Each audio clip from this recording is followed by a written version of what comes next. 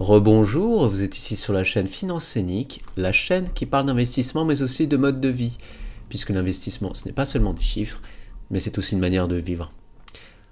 Alors une réaction à diverses vidéos sur un thème qui est de plus en plus préoccupant.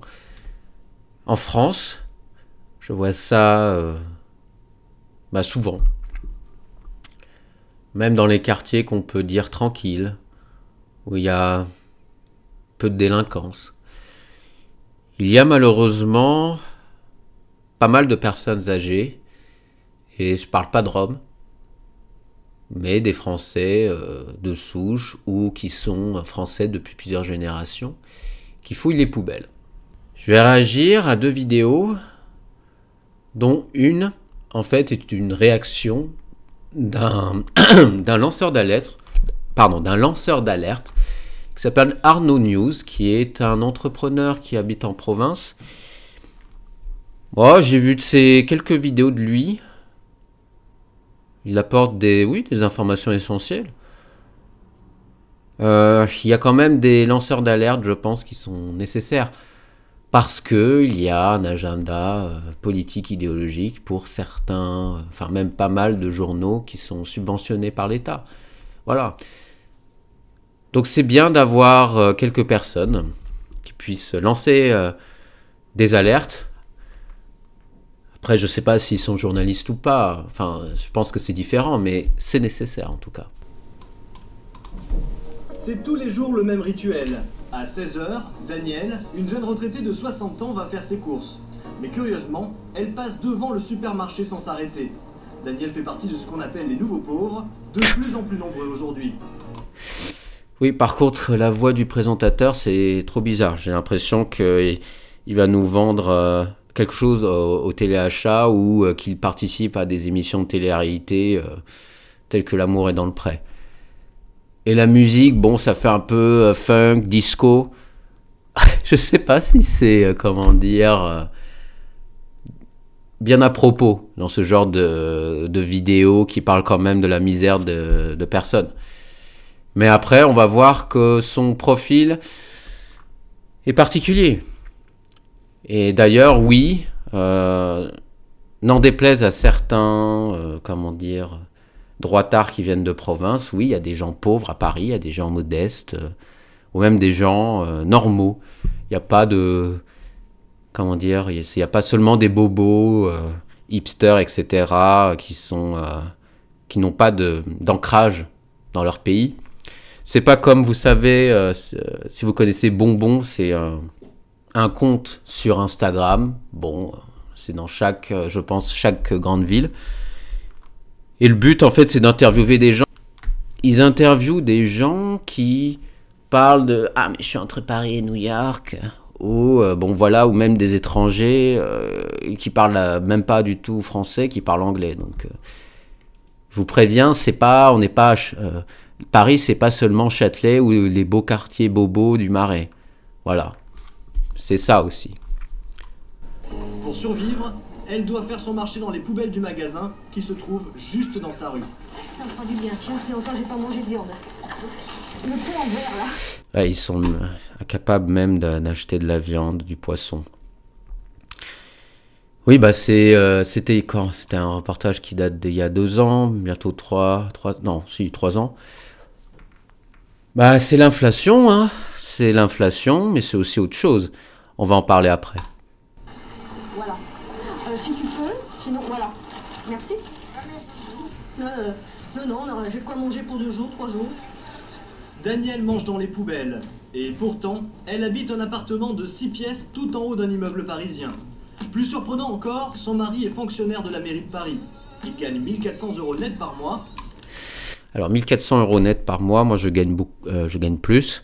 J'ai un assez bon salaire, mais c'est insuffisant. Et vous allez me dire, mais ils sont propriétaires. Enfin, ils sont peut-être propriétaires, mais ils sont dans un grand appartement. Oui, mais la réalité est beaucoup plus complexe. Tous les deux, ils possèdent un pavillon en Bretagne, et malgré tout ce confort, ils n'ont même pas de quoi s'acheter à manger. Résultat, tout ce que contient leur frigo a été récupéré dans des bennes à ordures. Oui, bah c'est ça le problème, c'est que il y a des gens qui sont qui ont eu pas du tout d'évolution de carrière. Certaines mauvaises langues diraient bah oui, bah c'est un manque d'ambition. Je pense que oui et non. Bah c'est surtout le fait de peut-être un manque de un confort, confort qui est allé à une certaine époque. Mais là, vu que le niveau de vie a augmenté, bah même la survie de base, enfin les choses élémentaires deviennent de plus en plus chères. Et qu'importe si vous avez un pavillon en province ou pas, en fait. C'était un investissement d'avant, mais là, bah il y a le retour à la réalité. Et le problème, c'est que j'ai vu certains commentaires qui disaient, bah, ils peuvent le mettre en location et utiliser l'argent de la location pour payer les courses. Ça peut être une bonne idée. Mais après, le problème, c'est que je pense que ces gens-là n'ont aucune éducation financière parce qu'il y a une dépendance énorme envers l'État. Ils ont trop cotisé et résultat, ils ont une maigre retraite. Et qu'importe s'il y a quelque chose de... la complémentarité après, quoi. Enfin, je sais pas comment ça s'appelle, la complémentarité retraite.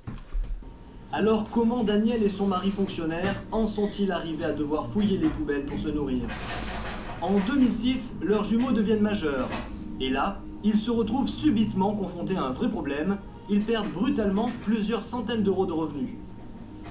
Le 11 octobre, on nous a supprimé les allocations familiales déjà. On avait ça.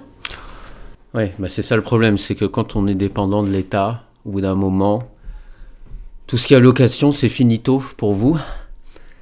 C'est triste.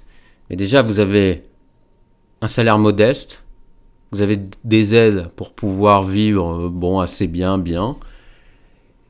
Et là, bah, vous n'avez plus le droit aux aides. Donc, c'est pour ça qu'il faut malheureusement s'adapter et trouver d'autres revenus complémentaires et surtout faire en sorte que votre salaire augmente de plus en plus. C'est ça mon ambition aussi. C'est pour ça que pendant 1 an et demi, j'ai travaillé dans une petite boîte de vente de films et je gagnais à peine au-dessus du SMIC. Voilà. Là maintenant, ça va mieux, mais quand même, il faut se dire dans la tête, mon but, c'est de gagner de plus en plus. On nous a supprimé les allocations familiales déjà. On avait 500 euros en moins. Plus d'allocation logement, qui était 130 euros. Mon mari ne touchait plus le supplément familial par son travail. Donc on nous a tous supprimé le jour des 18 ans, ça a été supprimé. Et au même moment, Daniel est mise d'office à la retraite et perd dans la foulée 200 euros de plus. Pour son couple, c'est le coup de grâce. Ils gagnent trop pour bénéficier d'une aide quelconque, mais pas assez pour remplir leurs assiettes. Oui, bah c'est ça le problème, c'est que la CAF, en plus, il y a une logique particulière. Ça aide des cassos, ça aide à peine des étudiants qui sont dans une situation bizarre. Et des personnes dont ils font partie, ils se retrouvent, ils n'ont plus d'aide, en fait, parce qu'ils gagnent un poil au-dessus. C'est pour ça. Être dépendant de l'État, vous êtes au bon vouloir, en fait, de cette entité, de ce Léviathan. Ouais, mais le Léviathan, il va vous broyer, il va vous submerger. Je suis pas là pour faire la morale. C'est triste quand même. Moi, j'ai pas envie de me retrouver comme ça. Et je pense pas. Mais voir des personnes âgées qui sont comme ça, il y a quand même un problème. C'est une tiers-mondialisation de la France. Après, on aide d'autres personnes. Bon, mais ça, c'est un autre débat, bien évidemment. Donc là, on va réagir la vidéo une vidéo d'Arnaud News. Arnaud News. Ah, c'est bien trouvé quand même. Il a bien trouvé le titre. Hein. En plus, sa photo de profil, il a un beau sourire. Ça, disons, compense le sujet. Bon, aujourd'hui, les retraités, les Français, globalement, enfin beaucoup de Français de la classe populaire, des classes moyennes, n'ont pas les moyens de se payer correctement à manger, n'ont plus les moyens de se payer de la viande de qualité, du poisson, D'ailleurs, dans les supermarchés aujourd'hui, on voit qu'il y a des cadenas, des antivols sur de la viande, sur du poisson. Et là, je vais vous montrer une vidéo aujourd'hui, une scène qui est vraiment triste et révélatrice des difficultés financières auxquelles font face certains retraités en France. Ok, il y a énormément de retraités qui ont de l'argent, qui ont du pognon, qui sont partis à 50 ans, qui ont des retraites très importantes. Ok, très bien. Mais il y a aussi une bonne part de retraités qui sont dans la précarité la plus totale et qui ont été abandonnés par l'État. Il y en a énormément, mais on n'entend pas parler d'eux, qui font pas de bruit, ils essaient de rester dans la dignité. Mais ces scènes qu'on voit de retraités qui sont en train de fouiller des poubelles en France, mais c'est une aberration, c'est une honte absolue. Je veux dire, je veux pas taper sur les personnes âgées. Voilà, moi c'est vrai que je m'attaque à certains boomers qui font preuve d'un égoïsme, qui font... Bah, surtout, c'est les boomers qui ont eu une carrière, soit une très bonne carrière dans le privé, soit une très bonne carrière en tant que fonctionnaire. Et je connais des gens, bon, ils ont une bonne retraite. Et ils ont d'autres placements, etc. Parce qu'en plus, les fonctionnaires, c'est eux... Enfin, ils ont des placements, c'était même les premiers en France à avoir des placements particuliers. Donc bon, en soi, boomer, ça signifie des gens qui sont nés à une certaine période. Mais il y a l'autre sens du boomer, c'est, comment dire, un vieux ringard, condescendant et qui profite du système, on peut dire. Et aussi qui aime bien les croisières, que Nicolas paye, bien sûr. Preuve parfois de condescendance vis-à-vis des jeunes et qui sont complètement déconnectés de la réalité. Mais il y a aussi une bonne part de retraités aujourd'hui qui ont des retraites misérables, qui ont été sacrifiés par l'État. Et j'en connais dans mon entourage qui ont été artisans, commerçants, qui ont cotisé toute leur vie à la MSA, à l'URSSAF, qui se retrouvent avec des retraites 500, 600 balles par mois. En fait, moi j'ai l'impression que quand on est en France, quand on est entrepreneur, faut pas être un petit entrepreneur, un tout petit, sinon tu te fais niquer. À cause de l'URSSAF, etc. Je connais quelqu'un qui était obligé de licencier sa femme pour embaucher son fils en contrat d'apprentissage. Mais moi, j'ai peur pour sa retraite, en fait. J'ai peur pour sa retraite. Alors bien évidemment, tu as l'ASPA qui est minimum vieillesse, donc en fait, l'ASPA t'est versé Voilà. de la retraite que tu as de la MSA, des caisses de retraite. Mais, je veux dire, avec 1012 € aujourd'hui en France, c'est compliqué de s'en sortir, reconnaissons-le. Oui, 1200 €, oui, c'est dur, oui. En fait, à moins d'avoir des pensions versées par tes parents. Bon, moi, personnellement, j'en ai eu, je me le cache pas. Je pense qu'il vaudrait mieux que les parents t'aident plutôt que l'État. Il faut qu'il y ait un peu plus de solidarité dans les sociétés civiles, et même dans la structure familiale. Mais comme en France, il y a une espèce d'individualisme libertaire, bon, on fait ce qu'on veut, chacun pour sa pomme, mais on crée rien en fait. On développe rien et on attend tout de l'État. Voilà. Regardons cette vidéo choquante qui traduit le déclin français et qui montre la voie de tiers-mondisation de la France.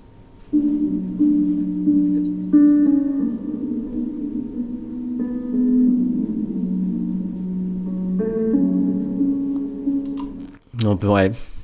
En plus, Franprix, c'est assez cher. Donc, ouais, je comprends.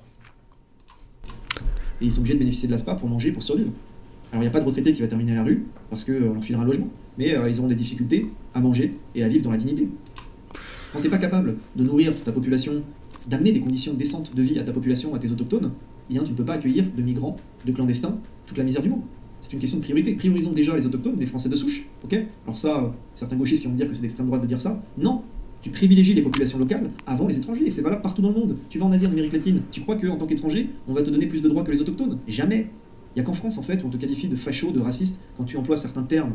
Les gens sont complètement malades mentaux. Oui, écoute, en soi, oui, il faut prioriser la population. Je pense que malheureusement, enfin oui, il a raison, mais j'ai un constat assez amer, et je me dis, on est condamné à s'adapter. On est condamné à sans cesse s'améliorer, sans cesse essayer d'avoir le plus d'argent possible pour être libre. Et être libre, c'est avoir de l'argent, ça vous permet que vous puissiez dire aux autres, allez vous faire voir. C'est de la fuck you money, comme dirait Charles Gave. Et malheureusement, oui, il y a des populations qui en pâtissent. Enfin, qu'est-ce qu'on peut dire? C'est pour nous, la génération des années milieu 90, investissez. Investissez sur, non pas grâce à l'État. En plus, bon, c'est cotisation, c'est pas vraiment l'investissement, c'est un peu de l'argent volé. Investissez pour vous-même. Investissez sur un ETF qui vous permettra d'avoir plus de chances d'être millionnaire. Investissez, peut-être aussi dans l'immobilier. Investissez dans les cryptoactifs. Ne soyons pas cette génération qui, je pense, va être peut-être oubliée. Essayez d'avoir de l'ambition, essayez de prendre même un peu plus de risques. N'ayez pas peur de changer de milieu. Moi, j'ai changé 2 ou 3 fois de milieu professionnel. Essayez même de ne pas être peut-être le plus indépendant envers l'État. Essayez d'être le plus indépendant envers l'État. Moi, j'ai fait l'erreur pendant les années Covid de demander le RSA. Mais le problème, c'est qu'ils se sont rendus compte que j'en avais pas besoin. Et résultat, bon, là, je suis en train de finir de payer cette dette de merde. Donc, faites pas comme moi non plus, quoi. Je suis assez humble pour me rendre compte que j'ai fait des erreurs. Et là, c'est ça, en fait. C'est... Pour conclure, c'est investissez. Faites en sorte de gagner le plus d'argent possible. Ayez de l'ambition. Prenez plus de risques et soyez le moins dépendant de l'État. Bon voilà, c'était tout. Écoutez, n'hésitez pas à vous abonner à ce compte YouTube. N'hésitez pas aussi à laisser un commentaire, à enclencher la cloche de notification. J'ai un lien Morning qui vous permet de synchroniser vos portefeuilles. Et j'ai un lien qui vous permet d'investir dans l'immobilier grâce aux cryptoactifs. Voilà, je vous souhaite une bonne journée. Ciao.